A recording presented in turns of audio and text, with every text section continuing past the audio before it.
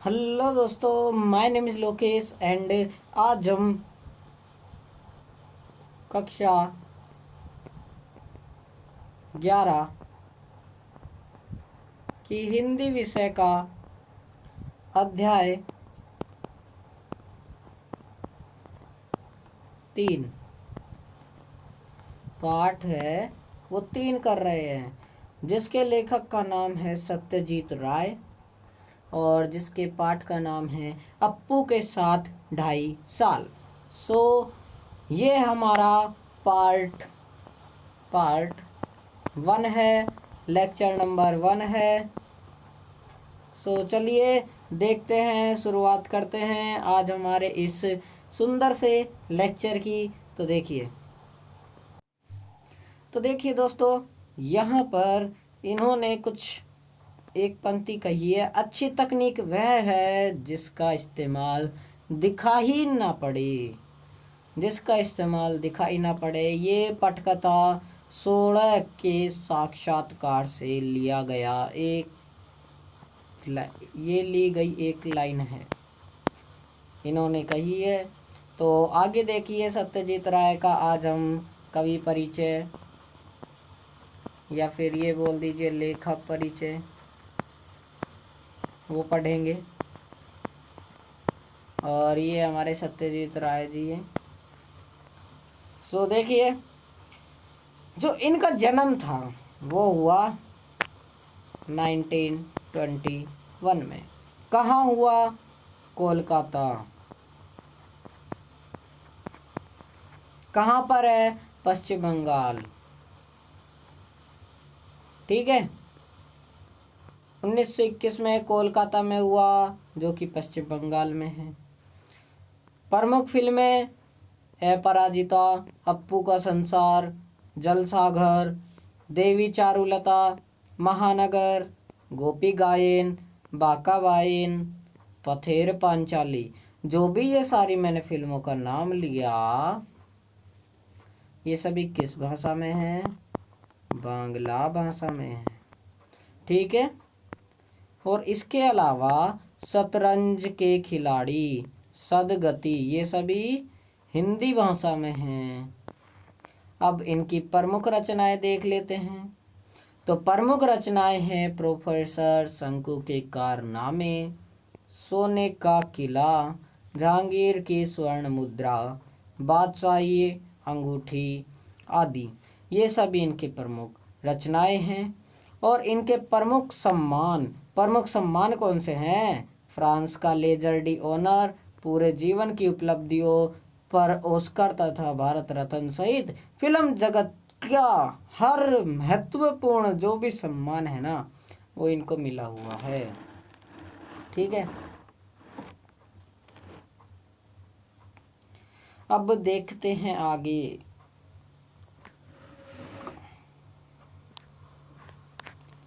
देखो आगे, इनकी जो मृत्यु है वो 1922 में हुई। ओके, इनकी जो मृत्यु है वो 1922 में हुई।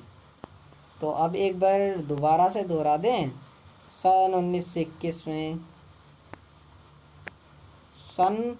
1921 में कोलकाता में पश्चिम बंगाल में इनका जन्म हुआ है। इनकी प्रमुख फिल्में अपराजिता, अप्पू का संसार, जलसाघर, देवी चारुलता, महानगर, गोपी गायन, बाका बायन, पथेर पांचाली, ये सभी किस में है? बांग्ला में हैं। और इसी तरह शतरंज के खिलाड़ी तथा सदगति, ये सभी किस में है? हिंदी में हैं।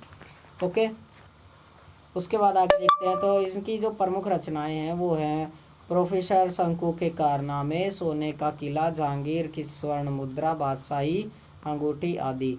और जो प्रमुख सम्मान है वो हैं फ्रांस का लेजर डी ऑनर, पूरे जीवन की उपलब्धियों पर ऑस्कर तथा भारत रत्न सहित फिल्म जगत में जो भी सम्मान है ना, वो सभी इनको क्या है? मिले हुए हैं।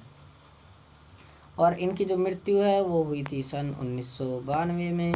अब आगे देख लेते हैं थोड़ा सा हम। देखो इसमें क्या क्या जानेंगे, लेखक परिचय के बारे में जानेंगे और थोड़ा सा पाठ का ओवरव्यू कि भाई पाठ में दे क्या रखा है, तो उसके बारे में जानेंगे। तो चलिए देखते हैं, शुरुआत करते हैं। भारतीय सिनेमा को कलात्मक ऊंचाई द्वारा ऊंचाई प्रदान करने वाले फिल्मकारों में सत्यजीत राय अगली कतार में हैं। यानी कि भारतीय सिनेमा है उसको कलात्मक ऊंचाई प्रदान करने के लिए जो सत्यजीत राय जी हैं वो अगली कतार में हैं। और इनके निर्देशन में पहली फीचर फिल्म पथेर पांचाली, इनकी पहली फीचर फिल्म थी पथेर पांचाली जो कि बांग्ला भाषा में थी। उसे 1955 में प्रदर्शित हुई। 1955 में क्या हुई? प्रदर्शित हुई। उसने राय को अंतर्राष्ट्रीय स्तर पर प्रतिष्ठा प्राप्त करने वाला पहला, उसने जो फिल्म थी उसने सत्यजीत राय को पहला अंतर्राष्ट्रीय स्तर पर प्रतिष्ठा प्राप्त करने वाला भारतीय निर्देशक बना दिया। पर इनकी फीचर फिल्मों की कुल संख्या 30 के लगभग है। जो इनकी फीचर फिल्में हैं उसमें से पहली फीचर फिल्म तो पथेर पांचाली है, लेकिन टोटल फिल्म 30 हैं, 30 के लगभग। इन फिल्मों के जरिए इन्होंने फिल्म विधा को समृद्ध ही नहीं किया बल्कि इस माध्यम के बारे में निर्देशकों एवं आलोचकों के बीच एक समझ विकसित करने में भी अपना योगदान दिया। यानी कि जो फिल्म विधा है उससे इन्होंने समृद्धि नहीं किया फिल्म विधा को, बल्कि निर्देशकों और आलोचकों के बीच एक समझ को विकसित करने में भी योगदान दिया है। ध्यान देने की बात यह है कि इनकी जो फिल्में हैं इनकी जो ज़्यादातर फिल्में हैं वो साहित्यिक कृतियों पर आधारित है। इनकी पसंदीदा साहित्यकारों में बांग्ला के विभूति भूषण बंदोपाध्याय से लेकर हिंदी के प्रेमचंद तक शामिल है। इनकी जो फिल्म है वो साहित्य कृतियों पर आधारित है। और साहित्यकार कौन कौन से होंगे उसमें? एक तो बांग्ला में जो भूषण बंदोपाध्याय है उससे लेकर हिंदी के प्रेमचंद तक वे सभी साहित्यकार शामिल हैं। इनकी फिल्म साहित्य कृतियों पर आधारित है उसमें। तो फिल्म के पटकथा, लेखन, संगीत, संयोजन, निर्देशन के अलावा राय ने बांग्ला के बच्चों और किशोरों के लिए लेखन का काम भी बहुत ही संजीदगी के साथ किया है। यानी कि ऐसा ही नहीं कि बस पटकथा लेखन किया, संगीत संयोजन किया, निर्देशन किया, बल्कि इनके अलावा राय ने बांग्ला के जो बच्चे हैं, किशोर हैं, उनके लिए लेखन का काम भी बहुत ही संजीदगी से किया। इनकी लिखी हुई कहानियों में जासूसी रोमांच के साथ साथ पेड़ पौधे एवं पशु पक्षी का भी सहज संसार भी है। ठीक है, और अब देख लेते हैं थोड़ा सा पाठ का ओवरव्यू कि भाई पाठ में बता क्या रखा है। तो देखो, अप्पू के साथ 2.5 साल नामक ये क्या है? संस्मरण है। ये संस्मरण है। तो आपसे पूछ ले कि ये विधा कौन सी है भाई, किससे लिया गया है? ये संस्मरण से लिया गया है। अब देखो, संस्मरण पथेर पांचाली फिल्म संस्मरण है ये, ठीक है। किसका? पथेर पांचाली फिल्म का। पथेर पांचाली फिल्म के अनुभवों से संबंधित है। क्या? अप्पू के साथ 2.5 साल। ये नामक संस्मरण पथेर पांचाली नामक फिल्म के अनुभवों से संबंधित है, जिसका निर्माण भारतीय फिल्म के इतिहास में एक बहुत बड़ी घटना के रूप में दर्ज है। इससे फिल्म के सृजन और उसके व्याकरण से संबंधित कई बारीकियों का पता चलता है। यानी फिल्म का सृजन और उसके व्याकरण से संबंधित कई जो बारीकियां हैं उनके बारे में पता चलता है इससे।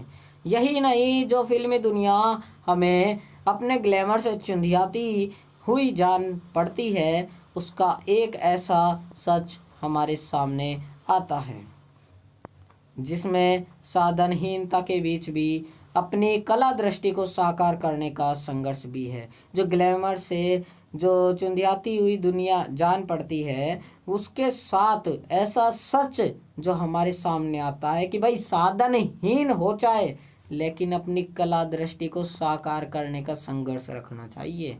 इस पाठ का भाषांतर बांग्ला मूल से विलास गीते ने किया है। जो बांग्ला मूल से रहने वाले थे, कौन? विलास गीते, उन्होंने इस पाठ का भाषा अंतर यानी कि भाषा में परिवर्तन किया है।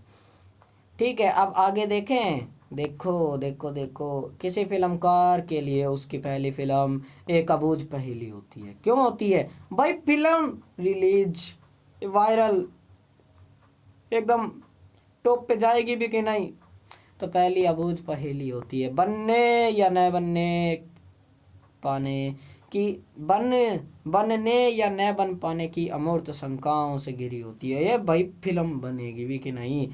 अरे नहीं बनी तो? ऐसी शंकाओं से घिरी होती है। फिल्म पूरी होती है, फिल्मकार जन्म लेता है। अगर फिल्म पूरी हो गई तो फिल्मकार बन गया वो जो फिल्म बनाने वाला था। अपनी पहली फिल्म की रचना के दौरान हर फिल्मकार का अनुभव संसार इतना रोमांचकारी होता है कि वह उसके जीवन में बचपन की स्मृतियों की तरह हमेशा जीवंत बना रहता है। यानी कि इतना रोमांचकारी होता है कि जो जीवन में बचपन की स्मृतियां है ना, उसकी तरह जीवंत बना रहता है। भाई मैं छोटा था तब ऐसे करता था, है ना। इसी तरह जो ये फिल्म जब बनाते हैं तो उसका अनुभव जो रोमांचकारी होता है, वो जब बचपन की यादें जिस तरह याद रहती है ना ताज़ा, उसी तरह याद हो जाती हैं, जीवंत बना रहता है। इस अनुभव संसार में दाखिल होना उस बेहतरीन फिल्म से गुजरने से कम नहीं है। उस इस अनुभव संसार में, जो अनुभव संसार जी इस अनुभव किया है, ऐसे संसार में क्या दाखिल होना उस बेहतर फिल्म से तो गुजरने से कम नहीं है। उस बेहतर फिल्म से गुजरने से कम नहीं है इस अद्भुत संसार में, अनुभव संसार में दाखिल होना। ठीक है, तो दोस्त आगे हम पढ़ेंगे अप्पू के साथ 2.5 साल। इसको हम पढ़ेंगे। तब तक के लिए हम मिलेंगे अगली वीडियो में पार्ट 2 के साथ। कौन सा? अप्पू के साथ 2.5 साल। तो आज हमने ये किया है। तो तो दोस्तों अगर वीडियो अच्छी लगी हो तो दोस्तों लाइक कर देना, और कुछ भी डाउट हो तो कमेंट में बता देना। और मैं चाहता हूँ कि ज़्यादा से ज़्यादा दोस्त आप इसे 5 लोगों को शेयर करो, ऐसा मैं चाहता हूँ। आप, मेरे को लगता है कि आप शेयर ज़रूर करोगे। एंड प्लीज़ सब्सक्राइब करने को भी कहना, क्योंकि आपने तो कर ही लिया होगा।